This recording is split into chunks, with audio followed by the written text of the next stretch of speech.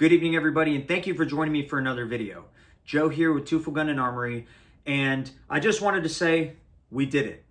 Welcome to the 8th and final installment of our AR instructional series. In this video, we're going to be installing the bolt carrier group, the charging handle, and the muzzle device.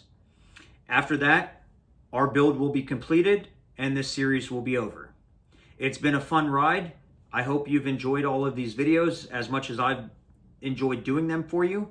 And as always, if you have any questions or comments, be sure to leave them in the comment box below.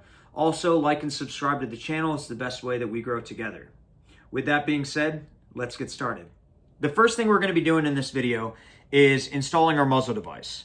For this build, I have a factory A2 bird cage that comes with a crush washer. I have some copper anti-seize lubricant, and then I have a box of shims. You may or may not need shims, but they're good to have around the shop just in case. They come in a box like this with about 20 different shims of varying thicknesses, so you can always find one that fits what you need. Since the A2 bird cage came with a crush washer, I shouldn't need shims, but we have them just in case. I'm going to take a little bit of copper anti-seize lubricant, and I'm going to put it around the threads right here, keeping it out of the barrel. And it is good to go. That should keep it from seizing up under immense heat and pressure. And now we're going to test spinning on this bird cage and see where we lie.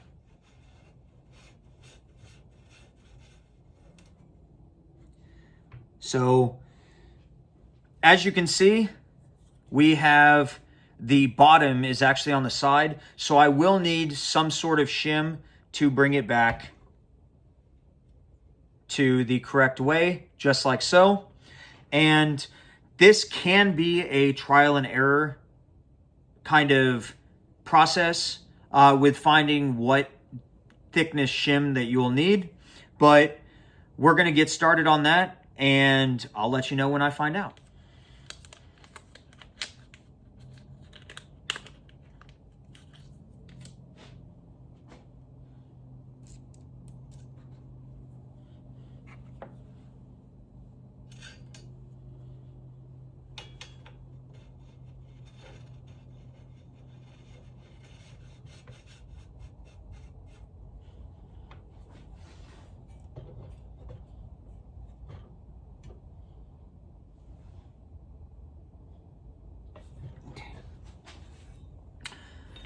Okay, so now that our bird cage is installed, I did have to use about 12 thousandths of an inch worth of shims, two different ones put together, because I didn't have anything between 10 thousandths and 20 thousandths. So I had to use a 10 thousandths and a 2 thousandths.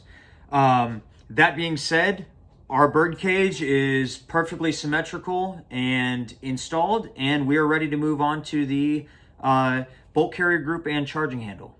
For the last part of this video, we are going to install our bolt carrier group and our charging handle. To do this, you push out the takedown pin